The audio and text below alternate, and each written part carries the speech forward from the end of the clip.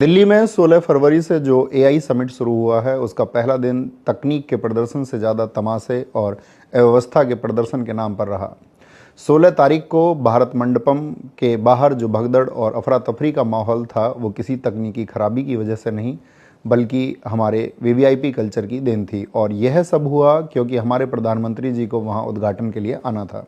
सुरक्षा का ऐसा हवा बनाया गया कि जिस हॉल में हजारों लोग इस समिट को अटेंड करने के लिए अपने प्रोजेक्ट्स को दिखाने के लिए इकट्ठा हुए थे, उस पूरे हॉल को खाली करवा दिया गया। सोचिए, नए भारत के वो युवा टेक एंटरप्रेन्योर जिन्होंने अपनी गाढ़ी कमाई लगाकर लाखों रुपए के स्टॉल खरीदे थे ताकि दुनिया को अपना हुनर दिखा सकें, उन्हें वहां से चलता कर दिया गया, बिना यह सोचे कि जिस स्टार्टअप इंडिया का हम ढिंढोरा पीटते हैं उसी की नींव हम अपने हाथों से खोद रहे हैं।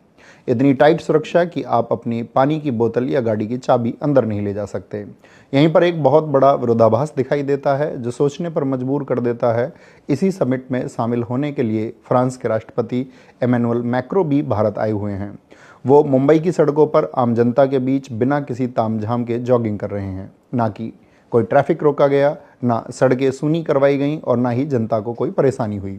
एक विदेशी राष्ट्रपति हमारे देश की सड़कों पर इतना निर्भीक होकर घूम सकता है, इतना सुरक्षित महसूस कर सकता है, लेकिन हमारे अपने देश के प्रधानमंत्री जब अपने ही लोगों के बीच अपनी ही राजधानी में एक कार्यक्रम में आते हैं तो पूरा हॉल खाली करवा दिया जाता है। क्या उन्हें अपने ही देश के लोगों से डर लगता है या फिर उन्हें अपनी ही सरकार की सुरक्षा व्यवस्था पर भरोसा नहीं है?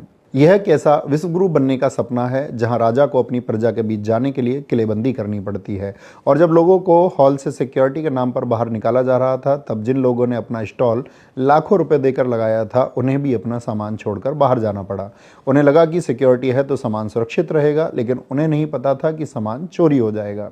बंगलुरु के धनंजय यादव जो नियो सैपियन के फाउंडर हैं, बेचारे अपना एआई वियरेबल डिवाइस दुनिया को दिखाने आए थे। सिक्योरिटी वालों ने कहा, सर पीएम साहब आ रहे हैं, आप बाहर जाइए, सामान की जिम्मेदारी हमारी।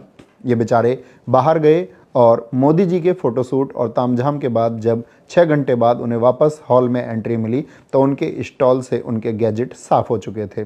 वहाँ रे डिजिटल इंडिया, जहाँ परिंदा भी पर नहीं मार सकता, वहाँ चोर पूरा स्टॉल साफ कर गए।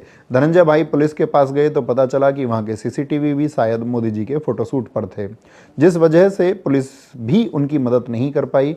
और इस समिट में आत्मनिर्भरता का मजाक तो तब बना जब हमारे रेल मंत्री अश्विनी वैष्णव जी, जो आईटी मिनिस्टर भी हैं और इस समिट की देखरेख और सुरक्षा व्यवस्था इनके मंत्रालय के अंतर्गत ही है, उन्होंने समिट की एक वीडियो शेयर किया और गलगोटिया यूनिवर्सिटी के एक रोबोट डॉग को भारत का सॉवरेन मॉडल बताकर खूब तालियां बटोरी।